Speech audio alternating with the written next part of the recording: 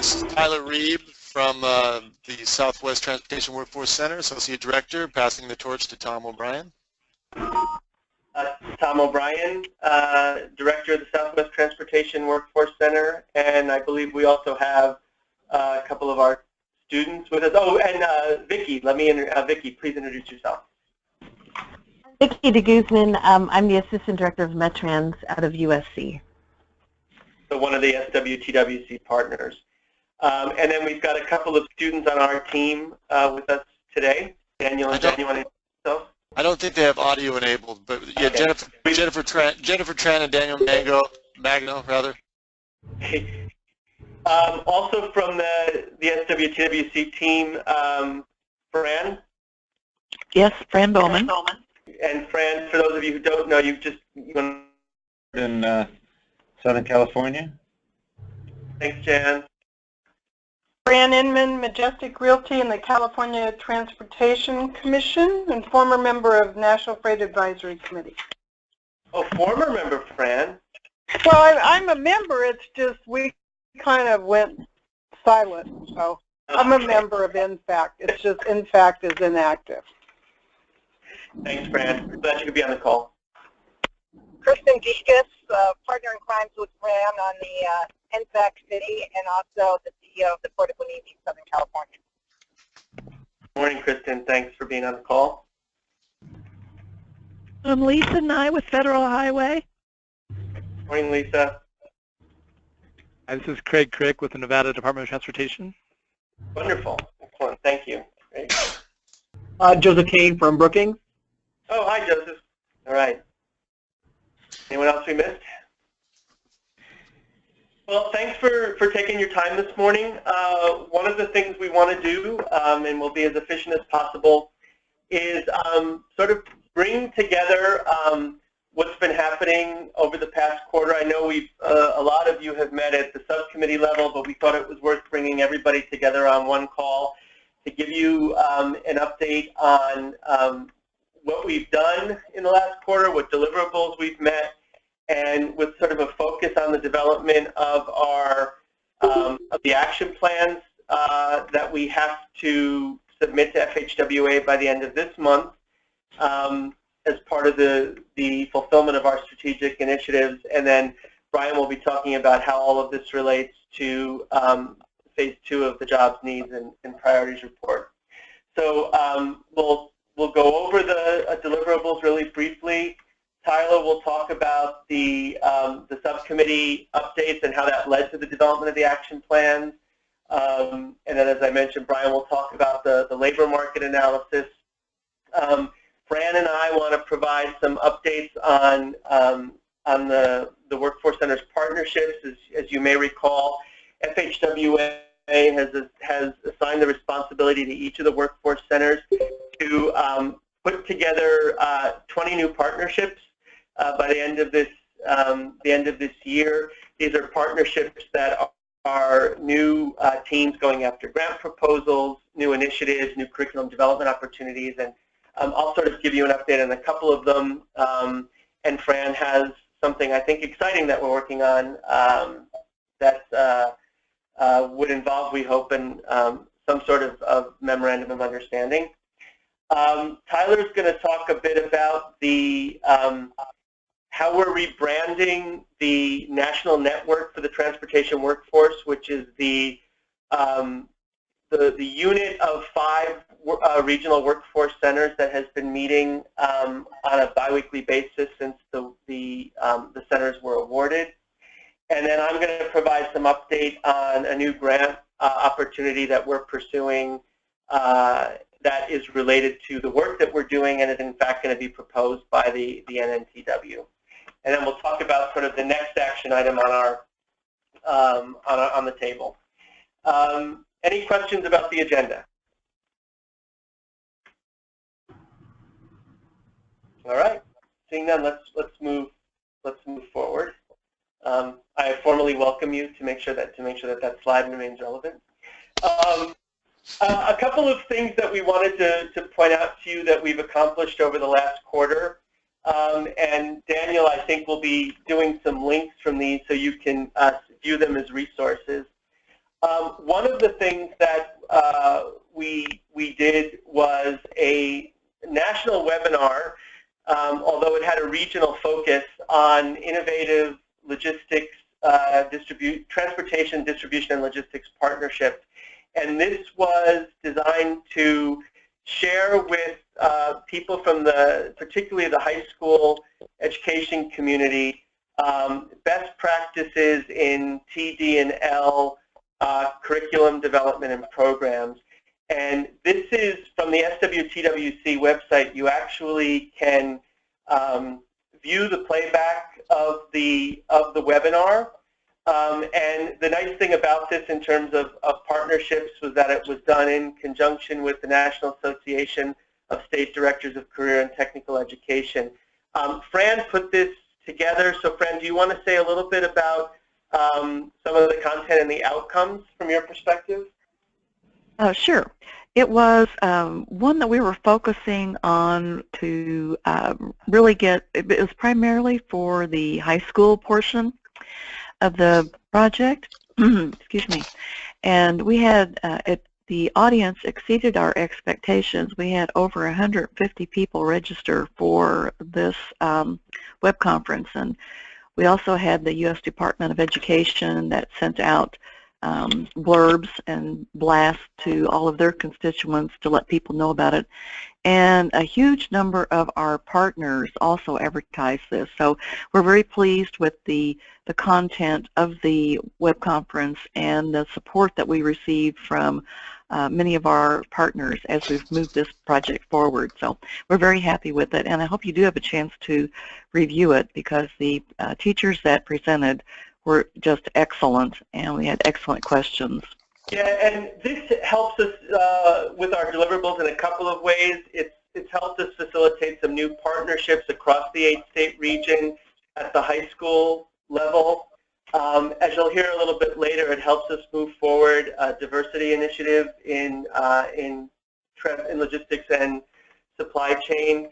And it was, as I said, very well received within 125 or so people on and off at different times over the course of the webinar. So it was really well done. And each of these efforts as well is part of our data collection process. So these the best practices and the programs that were presented in this are ones that are become part of our compendium of resources that's made available nationally. The second effort that we did just about 6 weeks ago, I think now, was a summit in conjunction with San Jose State University, looking at the impact of transformational technologies on the workforce. It was called Faster, Smarter, Cleaner, Greener, Developing the Transportation Workforce of the Future. This had a decidedly California feel as a summit.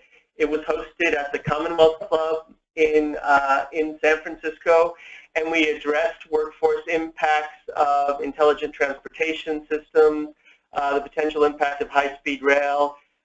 We looked at some of the impacts on the human resource side. Kristen Dekas was part of a really interesting afternoon panel discussion as well on the trade sector. One of the nice things about this, and our partners at San Jose State brought to the table, was when they do things at the Commonwealth Club, they're taped and distributed through NPR.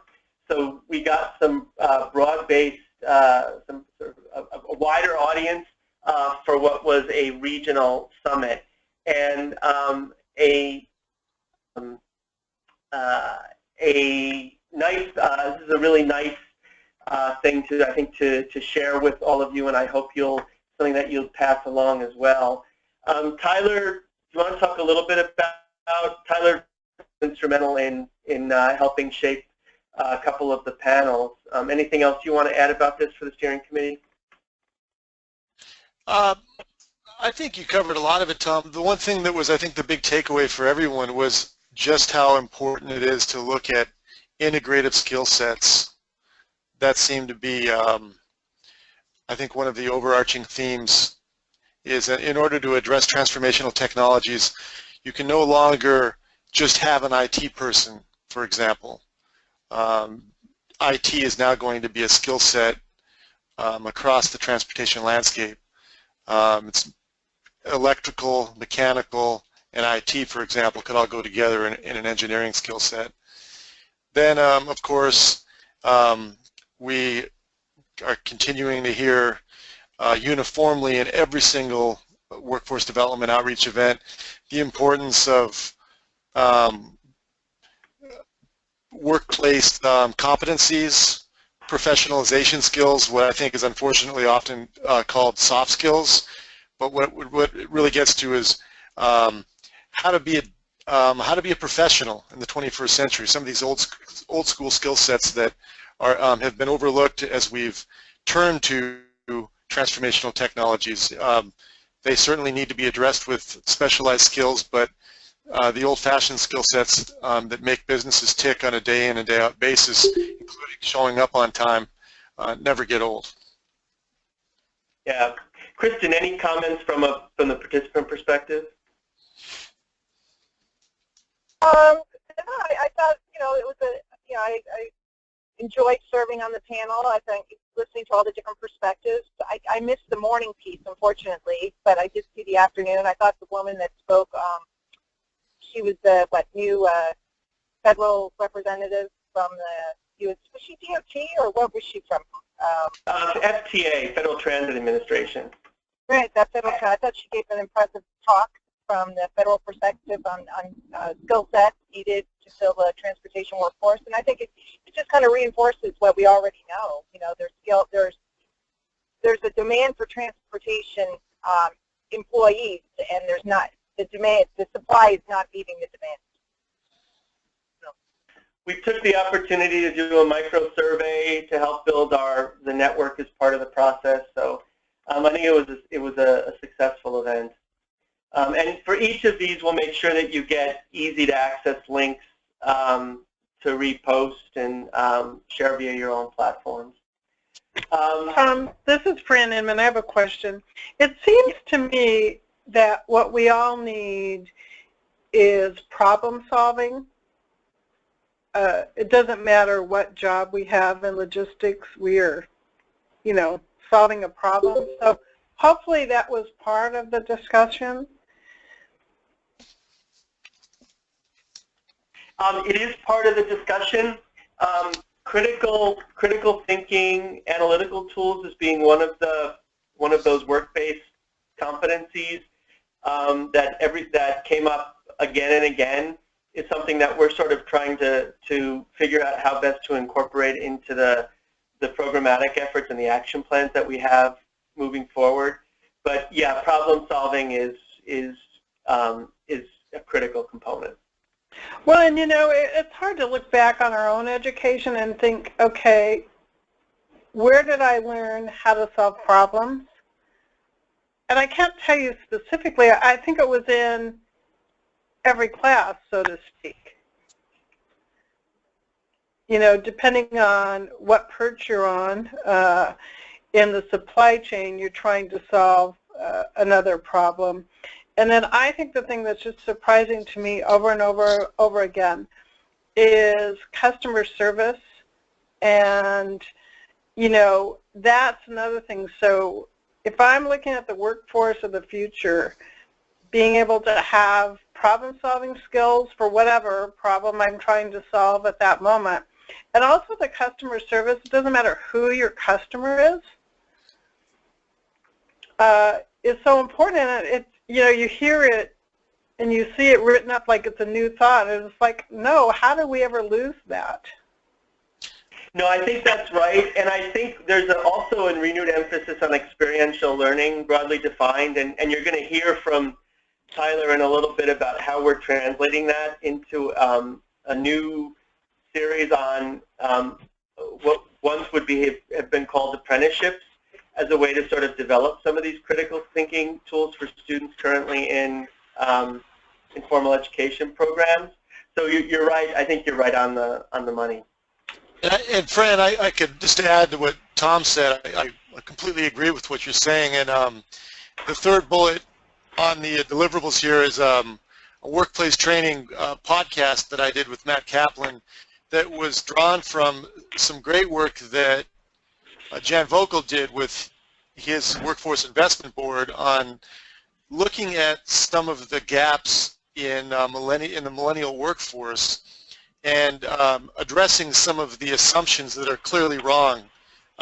One of the things that Jan and I put together in an opinion piece we put in the Long Beach Business Journal was there's this assumption that millennials are able to solve any technological problem, but a Forbes study on the millennial workforce found that solving problems in technology-rich environments is one of the biggest challenges facing the millennial workforce, meaning it doesn't matter if you're good with computers. If you don't know how to problem solve, you still can't solve the problem. So what you're getting at is something we are looking very squarely at and very soberly at. Thank you. Yeah, thank you. And that's exactly where we are. And again, it's nothing new. It's something that just seems to occur not less but more with the millennials because of their emphasis on technicality, technician aspect of learning, as opposed to the concept of as was referred to before as soft skills, but how to solve a problem and integrate skills with it. One other thing I'll add is Craig Crick, who's one of our newest steering committee members, and I think he had to jump off the call. He sent me a quick note a second ago, but I'll be following up with him. He's working, he's a trainer with the Nevada DOT, and he's working on an AASHTO subcommittee on leadership. And that's another opportunity, I think, for us as a workforce center is to explore ways that leadership training can incorporate project management and creative problem solving and things of that nature. Leadership involves, if you know how to solve the problem, lead and do it, and if you don't, be a good team member and engage with leadership to find a way to dialogue and address the problem. So I think all of that ties in. The other thing I'll mention, and it's something we'll probably distribute soon, is Fran Bowman and I spoke with Jason Tisco, the Senior Director of Policy and Programs for the U.S. Chamber of Commerce Foundation, and he and Robert Sheets, a research professor from George Washington Institute of Public Policy, wrote up a really interesting paper on competing on innovation, implications for building the middle skill talent pipeline. And a lot of it involves crowdsourcing real-world problems that employers are facing and incorporating them into academic environments so that students, like all of us who are in school, who wonder, why am I learning this, what's the point, get an opportunity to problem solve within their curriculum and self-select projects that will prepare them for the transportation workforce. So I think there's some innovative ideas out there. It's just a matter of us bringing them together and convening the right people to institutionalize them. Yeah, I think one of the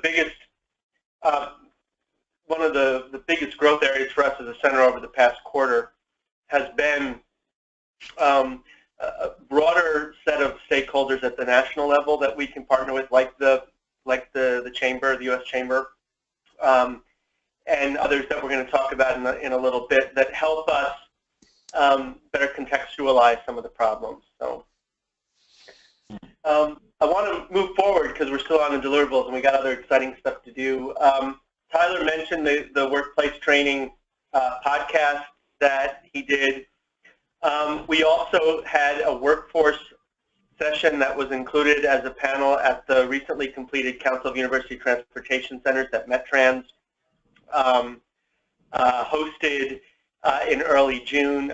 Vicki DeGuzman spearheaded that effort, and we had about 125 people attend, and we had a really robust discussion on workforce development that was really well received, and we got some useful data from that discussion as well that reinforced a lot of what we're talking about. So we'll include this link from the conference when we circulate all of these to you. Okay. Mm-hmm. And then Tyler was just back in Baltimore last week. You want to talk about TSMO? Sure. Transportation Systems Management and Operations, TSMO, is something that a new Center of Excellence, the National Operations Center of Excellence, is addressing. They've put out a series of white papers on how to do a couple of things. One, put this on the radar of state DOTs all around the country. When you look at some of the ways that you can optimize transportation systems management, there are opportunities to reduce congestion for a fraction of the price of building your way out of congestion with overpasses and expanded freeways. So it's something that ties into the financial realities facing state DOTs all around the country. The challenge is how to put this on the radar of leadership in DOTs all around the country and see the importance. The other value of TSMO or advanced operations is preparing the state DOTs to respond to non-recurring situations. So, for example, not the day-in, day-out challenges that you'll face in a transportation system, but a bizarre incident, a major car crash, some kind of exogenous weather pattern that creates something that is out of the ordinary. How to develop transportation systems in state DOTs that are nimble and responsive. So as a response, what we're trying to do in partnership with Steve Albert, who runs the Western Transportation Workforce Center, and Stephanie Ivey, who runs the Southeast Transportation Workforce Center, is begin to develop a professional network of operations professionals who can share best practices on how to respond to these non-recurring incidents. So not unlike when you hear lawyers talk about a past case, TSMO professionals can develop a playbook and begin to prepare for some of these incidents that may crop up, but we don't quite know when. So that's the issue there. The other reason I think the workforce centers have been helpful is we were able to offer a framework for branding that maybe isn't always 100% intuitive to a room full of engineers. So we're helping on that level as well. Thanks, Tyler. The last thing I want to mention is actually something that's just being launched now that is not specifically a project of SWTWC, but it's related and one that will provide us an opportunity to do some qualitative data gathering. Last year we did have an SWTWC program that involved Fran Bowman, and we did a week-long teacher externship academy for Long Beach Unified School District here in Southern California that was paid for by the Port of Long Beach, designed to help junior and senior level high school teachers in the school district better incorporate maritime-related issues into the Common Core. That has morphed into a new initiative that the Port and the school district are undertaking at one high school in particular in the area called Cabrillo High School. Cabrillo serves a largely underserved and minority student population. They have an existing business academy, which is like a small learning academy housed within the school, that's being transitioned to an academy of logistics. And we just completed another round of training sort of as a soft launch to help prepare students to migrate their curriculum to one that focuses on trade and logistics. And we did industry speed dating. We paired them with mentors for the year. They got a chance to visualize the supply chain at work. So this is an exciting endeavor. It's one that allows us to see how the partnership between the high schools, the universities, and the Port can work together, and we've been asked to bring in the community college as a potential partner as well. So I put that out there because I think it's going to be an opportunity for data gathering for us, and it's really exciting. So we will keep you posted on that, but I think we can move forward now. Okay. Fran, I know in particular you'll like what's going on there because it's something you've been talking about for a while.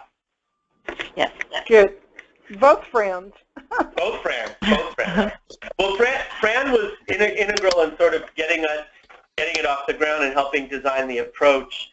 And now the Port of Long Beach and Long Beach Unified have identified their own people internally to be team leads. And the mentoring that was going on among the teachers was fantastic. And one of the most moving things at the end of the week was that they brought in a special ed teacher onto the team, who at the beginning of the week was not sure how he was going to incorporate his students into this academy, and by the end was so excited about what it meant for making his students, who are often, he felt, marginalized within the school community, part of a broader network of students. It was incredibly gratifying to see that as a potential outcome moving forward. So, all right. With that, I'm going to turn it over to Tyler to talk about what the subcommittees have been up to and how they've helped inform the development of the action plan. So, Tyler?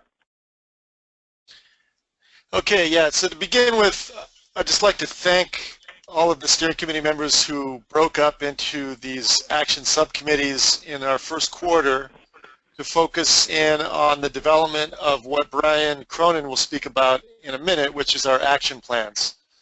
So not to overlap too much with Brian's discussion forthcoming, but in phase one of our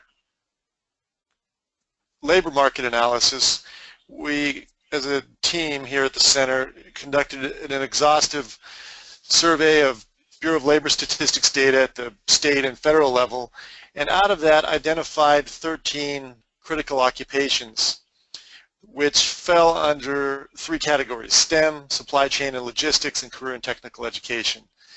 And in response to that, we broke up our steering committee into these three subcommittees to do a couple of things. One is get feedback that would inform the development of phase two of our labor market analysis, which we're now in the middle of putting together, working with Brian and his team at ICF. But also to talk about ways to respond to those critical occupations as a center programmatically. So out of the STEM subcommittee, we got a lot more perspective on our GIS Tribal Training Initiative. GIS, as all of you know, Geospatial Information Technology, is and will continue to transform the way we visualize and plan for and operate transportation systems.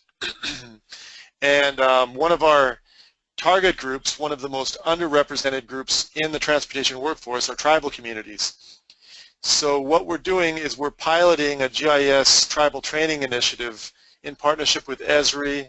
Terry Bills, I don't believe, is on the call today, but he there's a major GIS conference down in San Diego, but he and his team are fully supporting what we're doing. Esri is the global leader in GIS, and what we're doing is we're piloting a program that's uniquely suited to help empower tribal populations better manage their transportation safety data to better leverage federal funding to improve their transportation systems and safety on reservations all around the country. But beyond that, look at developing GIS training, which is very much a STEM field, very much a growth field, in a way that we could later on apply to connecting to other underrepresented populations within the transportation workforce. So we've had some good work there, and Brian will talk about our action plan in a few minutes here that corresponds with that.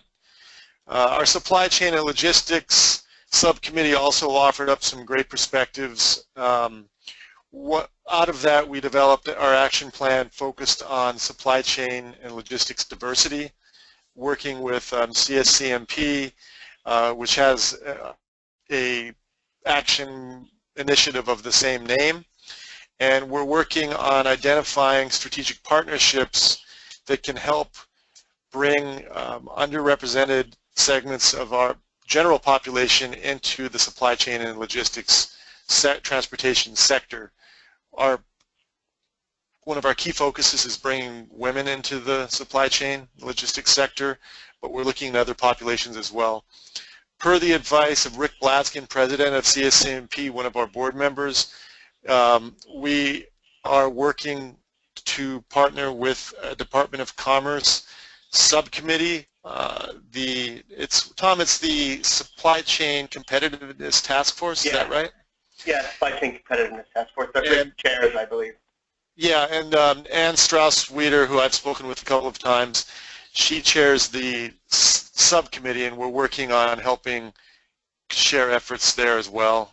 There's a lot of what we're doing as a workforce center is trying to find the agencies and the private organizations that are trying to do similar things and eliminate redundancies and instead create synergies where previously there were redundancies, so that we're all working together.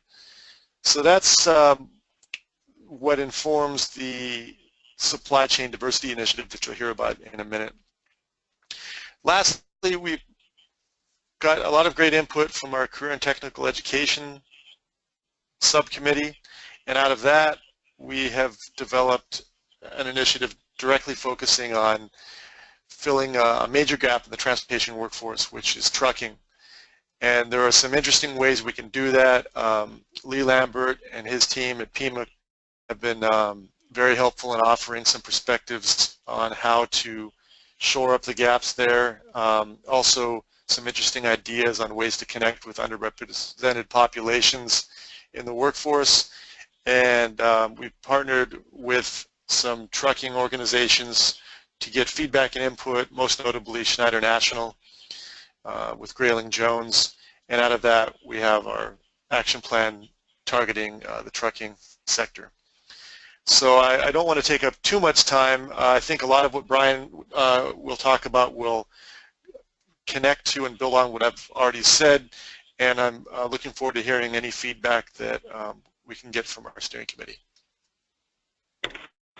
This is Fran Inman. A couple of things on the women in logistics, or ladies of logistics. I think that encouraging more women in this crazy world of goods movement is important. We have in SoCal our infamous group called the LOLs. But it really is powerful, and we've even been written up in a book now. We have our own chapter. But I think that to the extent we can encourage not only women, pursuing those careers, but more affinity groups. And I look at my role as a state transportation commissioner, and wherever we go, the only organization that is there every time for us is WTS. And it's amazing to me the power of that organization. That said, I don't know that they have a particular focus or subgroup of women in logistics within that. So it might be an opportunity to really sit with them and see what they're doing in the logistics sector and encourage them. And Vicki, that's one of the reasons why we wanted you to be increasingly a part of this. Vicki de Guzman at USC has done a tremendous amount of work with WTS and connecting students. So, that may be a place for us to start with you, Vicki. And I don't know if you have any thoughts about that. And then, Tom, one more thing if I could just add. Also, Claremont Grad School has a grant, I think it's from Toyota, in their master's program around women in logistics as well. So you could talk to Dr. Chris Gopal, I think he says his name. Where is that? Claremont Grad School. Oh, Claremont. Okay. Oh, right, Chris. I know. In fact, I'm supposed to be getting a meeting with him, so I didn't know about that. I will ask. Thank you. Okay. Perfect. This is Vicki. I would agree with Fran. I don't see a logistics focus or even a logistics sort of subgroup in the WTS organization or the membership. In preparation for my input on this, I did do some research on WTS and did not find anything like that. The closest thing that I found with WTS that would relate specifically to what we've been talking about today is that they have diversity chairs in the chapters. Diversity, though, tends to be demographic diversity rather than, say, diversity among, elements of transportation or trades or things like that. So Fran's absolutely right. There's not a focus to change. But it's an existing, powerful, nationally recognized, if not internationally recognized organization. So it would certainly be an opportunity for us, some of us that hang out in the supply chain, for the most part, to really sit with their leadership and talk about, how can we work together? Can we, just encourage them to have subgroups, or I don't even know their structure. I think I'm a member of the local chapter, but I just, I'm always amazed as a commissioner that there aren't more organizations that we see all the time, and that is the one.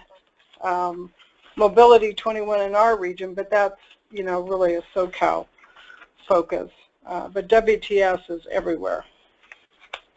Good point, and maybe that's something that we can start with Vicki, looking about how we approach them and identify opportunities maybe they haven't thought about. So I think that's a great point. Well, and we've got, Susan Branson, I think, was honored as their Woman of the Year, and Norma Ortega. I mean, a lot of my buddies from transportation in general are, have been active for years. So I'm happy to join or host a lunch or whatever you guys want to do. And if it's helpful, this is Tyler.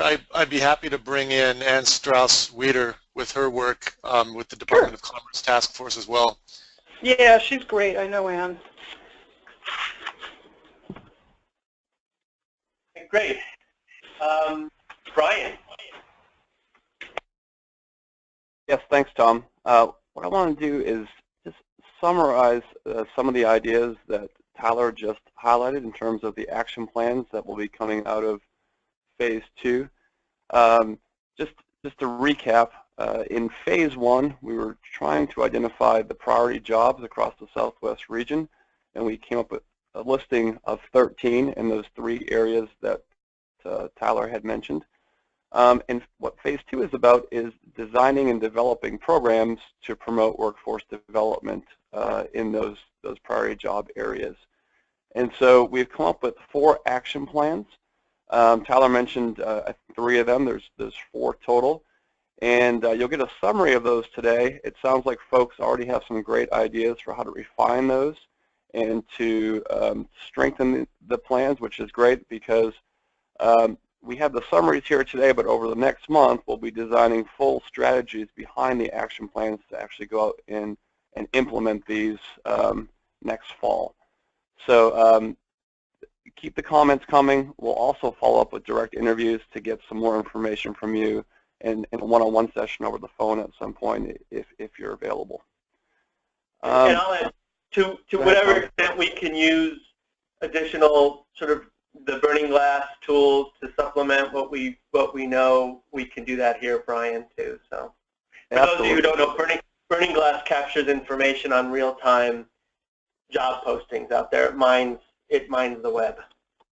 One other thing, this is Tyler again, I'd like to mention is, as everybody knows, our strategy in year 2 was to convene full steering committee meetings at mid-year and at the end of the year.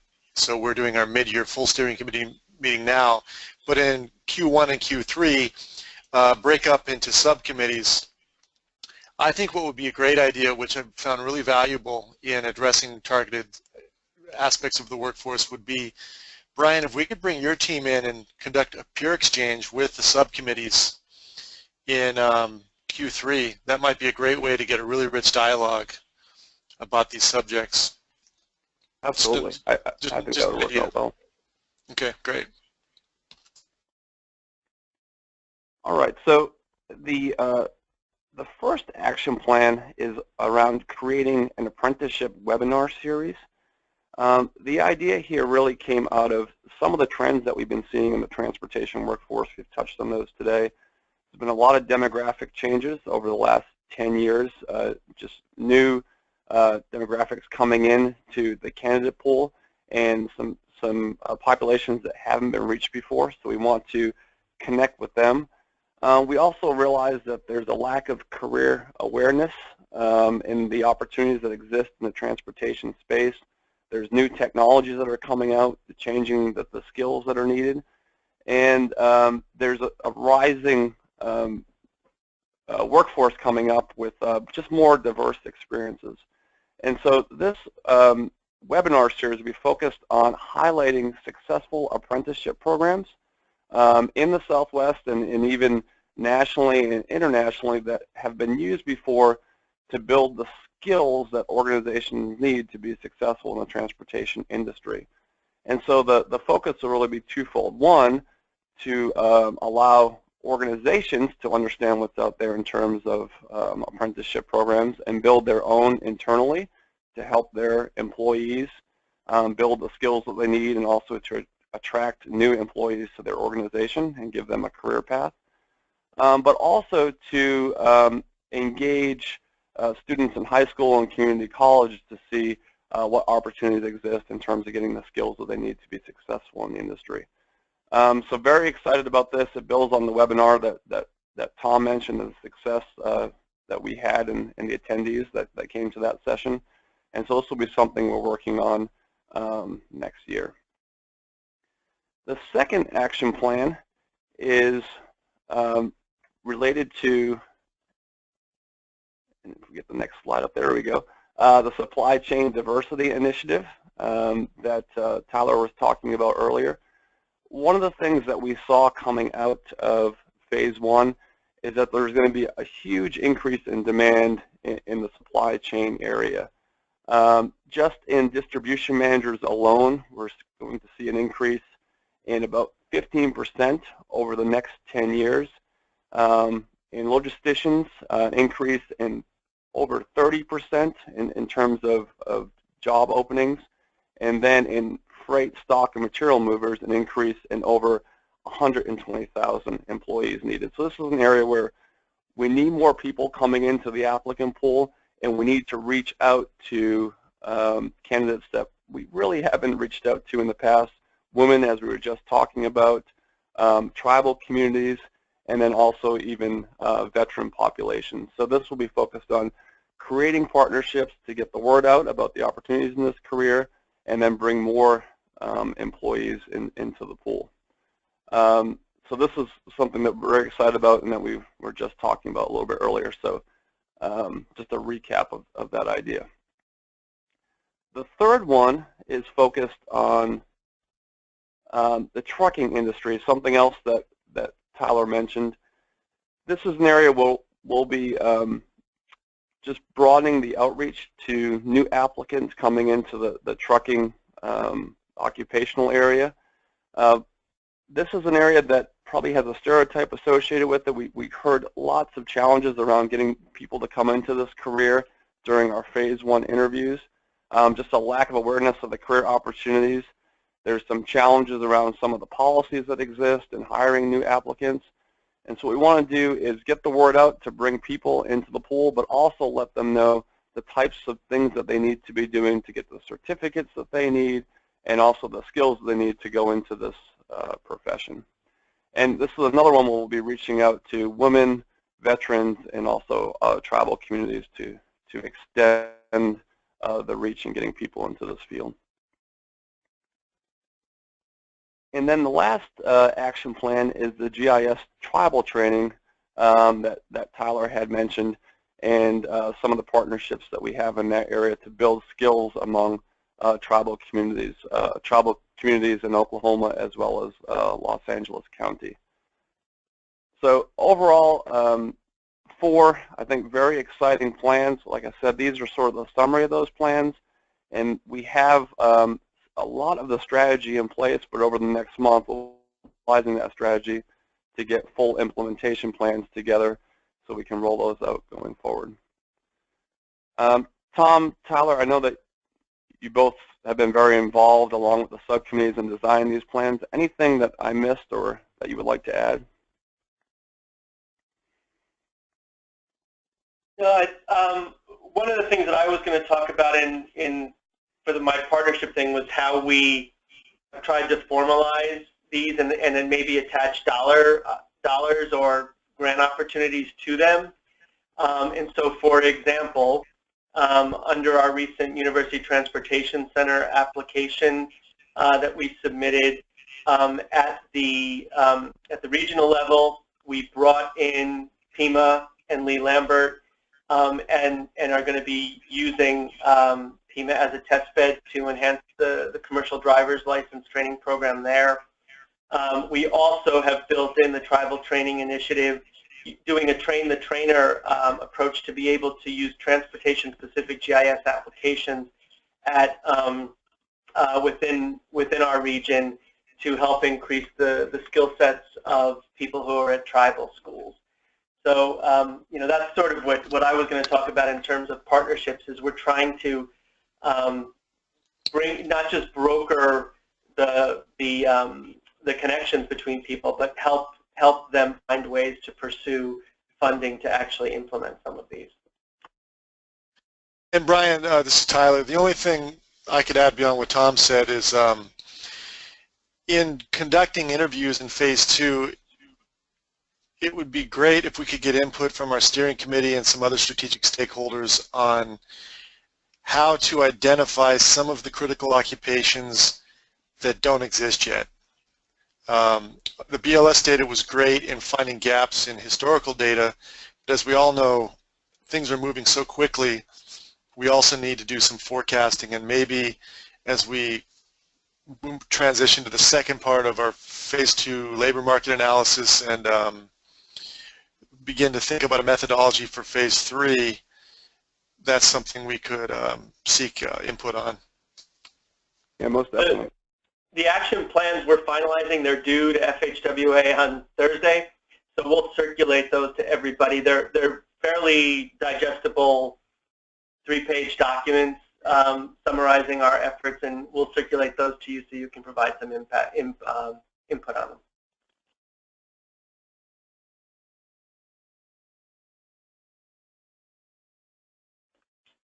All right. In terms of partnerships, I sort of mentioned what I was going to talk about. We've sort of looked at using the initiatives as a way to organize our partnerships. But Fran has been pursuing one in particular that is at the national level that I think we would want to talk about. Fran?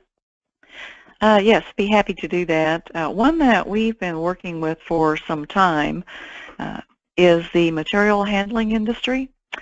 And we've been working with various of their educational liaisons, but most recently with Angela Jenkins. And they have just been working with us informally, you know, throughout the past year, helping us to promote all of our activities, sending out information to all of the teachers and administrators in their network, helping us to promote web conferences, and then also helping us to share directly with their teachers.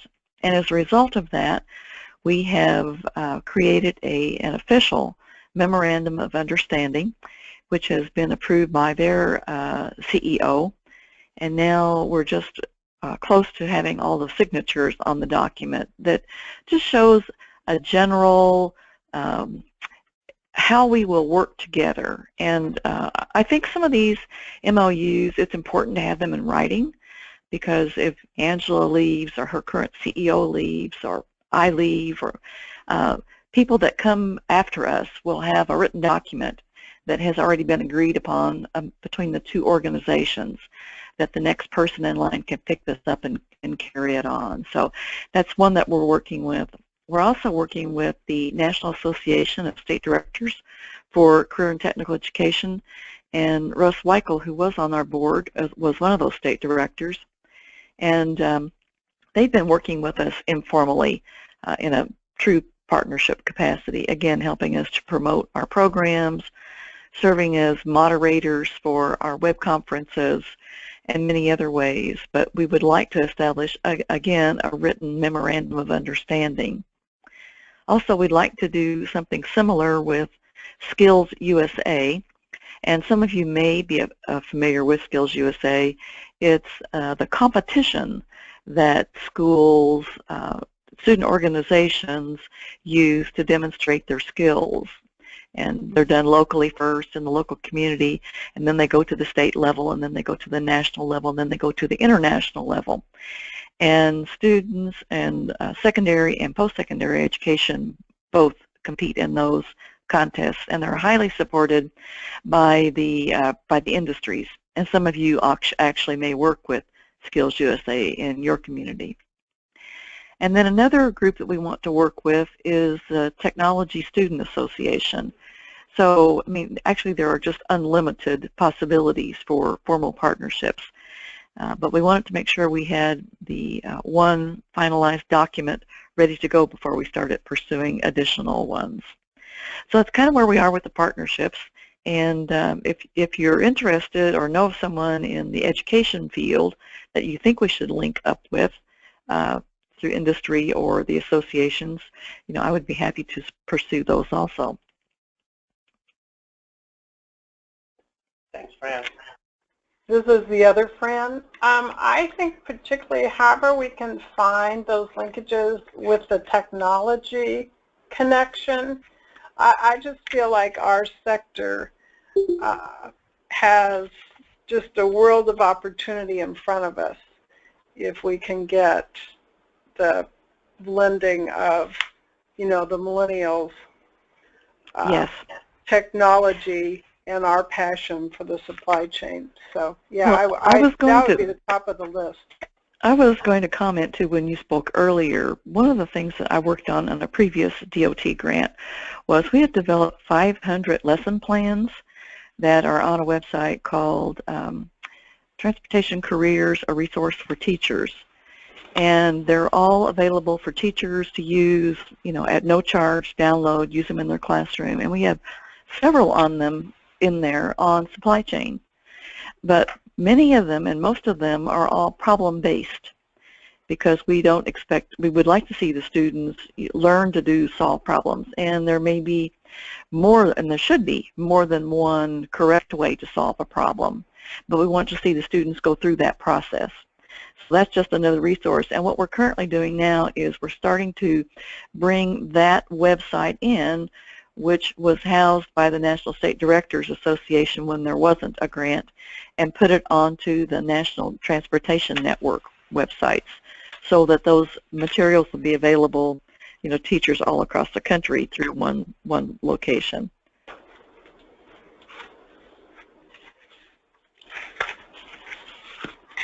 Well, and I also think we just have to somehow, the marketing, you know, I think that, you know, the passion for the goods movement sector, and maybe that's some of our marketing training we do, too, to get folks to focus on this sector.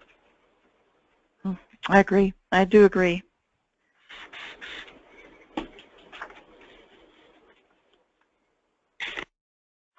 Great.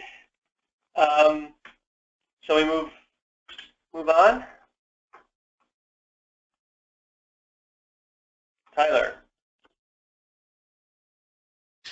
Okay, so I don't want to spend a lot of time on this, but it is important to note that the Southwest Transportation Workforce Center is one of 5 centers funded by the Federal Highway Administration that works in concert with the other 4 around the country to connect the regional workforce centers into one national network.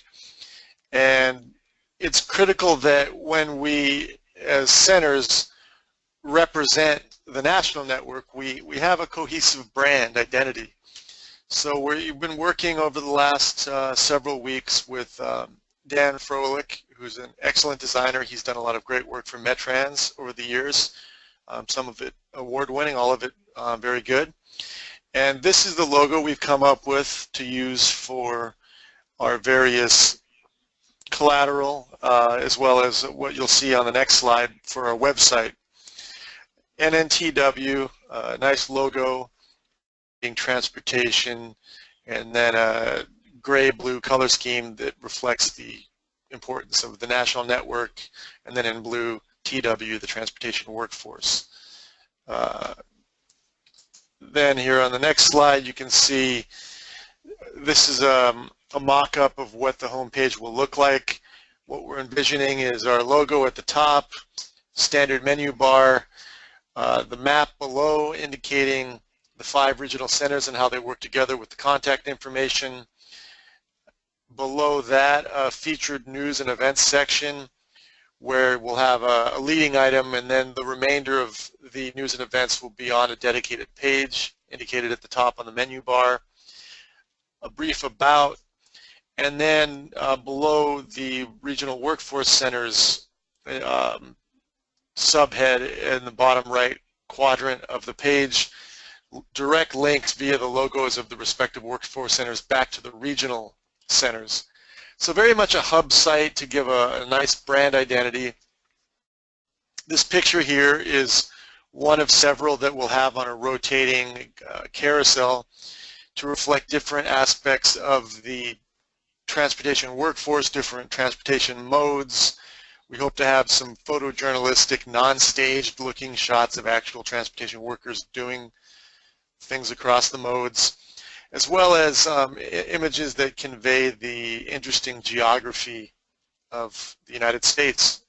For my part, I'd like to see something that would show modes of transportation going under the St. Louis Arch, something up in the Northeast, something that captures rural America, all of that. So when we are official and when we launch this, we will let you guys know. Tom? Thanks, Tyler. We are, because one of our charges is to sort of look for ways to make our center sustainable, is to look for funding opportunities beyond the FHWA grant, which includes other funding opportunities for from the U.S. Department of Transportation. We are currently working on a proposal. It's due July 12th. That is called the Transportation Workforce Strategic Initiative. There's a lot of overlap in what we do as a center, and so we have decided that the NNTW, the National Network for the Transportation Workforce, is going to submit a proposal with all of our component parts. Cal State Long Beach is the prime. We're submitting it through our house, but it includes all of the partners in terms of our skill sets and capacities.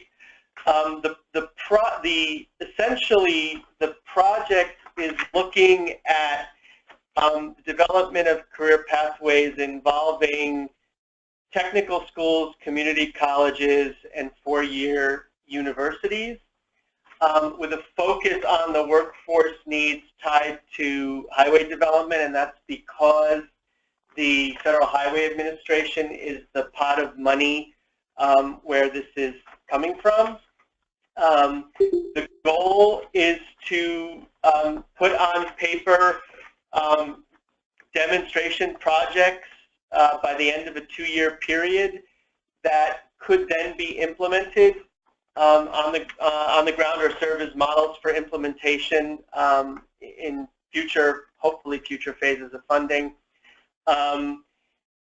We are actually looking at designing a demonstration project that could be done here in Southern California by the end of the 2-year period. What we're asked to do is identify discipline working groups to help design these demonstration projects in 5 key areas, which include planning, let's see, Tyler, help me, I'm pulling up my list. Engineering, operations, environment and safety. Environment and safety. And so what we're doing is we are breaking up the 5 disciplines and attaching one discipline to each of the 5 parts of the, or 5 of the network members, with each of the regional centers taking a lead in a particular area of expertise.